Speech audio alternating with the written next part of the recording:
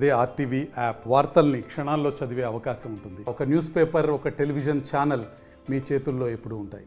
విజయవాడ వరద బాధితులకు ఆదుకునేందుకు అన్ని జిల్లాల నుంచి ప్రభుత్వ యంత్రాంగం అప్రమత్తం చేసింది. అధికారులంతా కూడా ఈ ప్రాంతానికి రప్పించింది. విజయవాడలో ఉన్నటువంటి ఈ సింగ్ నగర్ కాలనీతో పాటు వరద ప్రభావిత ప్రాంతాలు ఏవైతే ఉన్నాయో ఆ ప్రాంతాల్లో ఉన్నటువంటి వరద బాధితులను ఆదుకునేందుకు పెద్ద ఎత్తున సహాయక చర్యలకు శ్రీకారం చుట్టింది ప్రభుత్వం. మరోవైపు స్వచ్ఛంద సంస్థలు కూడా ఆ వైపుగా ముందుకొచ్చి సహాయక చర్యలు చేపట్టేటువంటి ప్రక్రియ అయితే కొనసాగుతుంది. మనం చూస్తున్నాం స్పష్టంగా రాష్ట్ర ప్రభుత్వం ఏర్పాటు చేసినటువంటి సహాయక చర్యల్లో భాగంగా కనుచూపు మేరలో కనిపించే ఈ వెహికల్స్ అన్నీ కూడా చీమల్ని తలపించేటువంటి ఈ లారీల వరుస కానీ, లేకపోతే ప్రజా పంపిణీకి సంబంధించినటువంటి వాహనాలు కానీ, ఈ ప్రాంతంలో ఉన్నటువంటి వరద ప్రభావిత ప్రాంతంలో ఉన్నటువంటి ప్రతి ఒక్కరికి, వరద బాధితులకి నిత్యావసర వస్తువులతో పాటు ఇంటి సరుకులు అందించేందుకు పెద్ద ఎత్తున వాహనాల్లో తరలి వచ్చినాయి.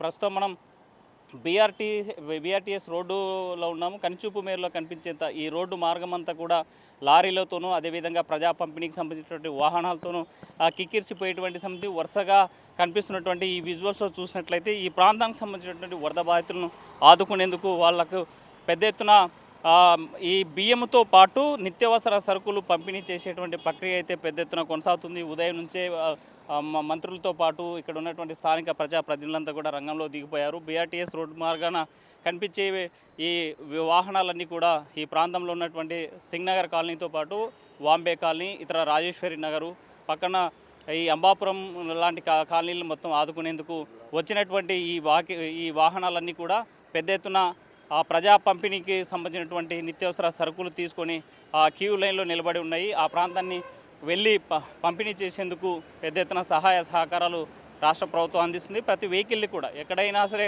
మిస్యూజ్ కాకుండా వరద ప్రాంతంలో ఉన్నటువంటి ప్రతి ఒక్కరికి చేరేలాగా ఒక్కొక్క వాహనానికి ఒక్కొక్క సెక్యూరిటీగా, అంటే ప్రభుత్వానికి సంబంధించిన అధికారి కావచ్చు, లేకపోతే పోలీసులకు సంబంధించిన శాఖ కానిస్టేబుల్ కావచ్చు, హోంగార్డులు కావచ్చు, ఒకరికి బాధ్యతగా అప్పచెప్పి ఏ ప్రాంతానికైతే వెళ్ళాలో ఆ ప్రాంతానికి ఈ వాహనాలు వెళ్ళి ఆ ప్రాంతంలో ఉన్నటువంటి వరద బాధితులకి నిత్యావసర సరుకులు పంపిణీ చేసేందుకు రాష్ట్ర ప్రభుత్వం శ్రీకారం చుట్టింది. ఆ రకంగా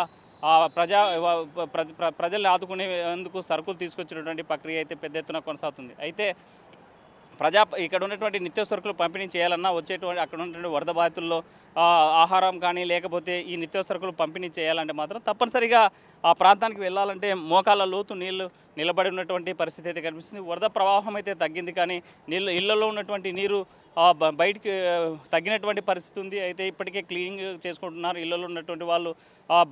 అక్కడ ఉన్న ఇంట్లో ఉన్నటువంటి సరుకులు మొత్తం తడిచిపోయిన వస్తువులు అవన్నీ కూడా బయట పారవేసేటువంటి ప్రక్రియ అయితే కొనసాగుతుంది. అయితే ఆ ప్రాంతానికి వెళ్ళాలంటే నిత్యావసర సరుకులు ఇవ్వాలంటే మాత్రం కాల్వలను తలపించేలాగా ఆ వీధులన్నీ ఉన్నటువంటి పరిస్థితి అయితే కనిపిస్తుంది. మరోవైపు బుడమేరుకు సంబంధించినటువంటి మరో గడ్డి పడడంతో వాటర్ ప్రవాహం కూడా గంట గంటకు పెరిగేటువంటి అవకాశాలు అయితే కనిపిస్తూ ఉన్నాయి. మరి దాన్ని ప్రత్యామ్నాయంగా అక్కడ ఉన్నటువంటి సహాయక చర్యలు చేపట్టి ఆ గడ్డి పూడ్చేటువంటి పనిలో ఆ ప్రభుత్వ అధికారులు నిమగ్నమైనప్పటికీ ఇక్కడ బుడమేరు ప్రవాహం మాత్రం తగ్గడం లేదు. ఆ ప్రాంతం నుంచి పై ప్రాంతం నుంచి వరద పెరిగేటువంటి అవకాశాలు అయితే కనిపిస్తున్నాయి. ప్రజా పంపిణీకి సంబంధించినటువంటి వాహనాలన్నీ కూడా నిత్యావసర సరుకులు పంపిణీ చేసి ఇప్పటికే ఆకలితో అలమటించేటువంటి చాలామంది ఉన్నారు. ఎందుకంటే మెయిన్ రోడ్ సైడ్ ఉన్నటువంటి వారందరినీ కూడా వచ్చేటువంటి వాహనాలను ఆపి ఆ ప్రాంతంలో పంపిణీ చేసినటువంటి పరిస్థితి. అయితే ఇంకొన్ని ప్రాంతాల్లో వాహనాలు వెళ్ళలేనటువంటి ప్రాంతాల్లో, లేకపోతే ఆ ప్రాంతానికి స్వయంగా వెళ్ళి ఇచ్చేటువంటి కార్యక్రమానికి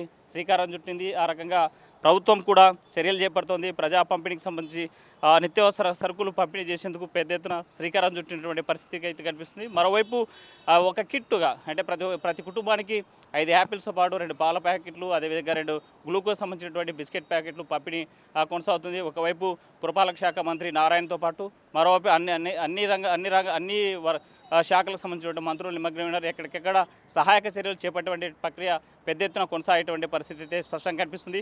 ఇక్కడ కనిపించేటువంటి వాహనాలని కూడా అర్ధాకలితో అలమటిస్తున్నటువంటి వాళ్ళకి, లేకపోతే వరద ప్రాంతంలో ఉన్నటువంటి వరద బాధితులకి నిత్యావసరాల సరుకులు పంపిణీ చేసేందుకు ఏర్పాటు చేసినటువంటి వెహికల్స్ స్పష్టంగా కనిపిస్తున్నాయి.